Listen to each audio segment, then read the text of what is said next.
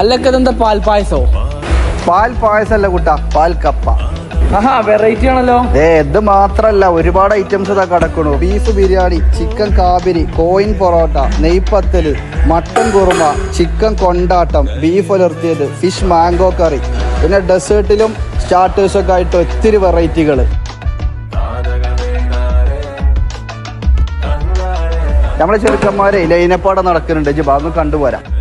നമ്മളിപ്പോ ഉള്ളത് അകമ്പാടം ഏതൻ കൺവെൻഷൻ സെന്ററിലാണ്.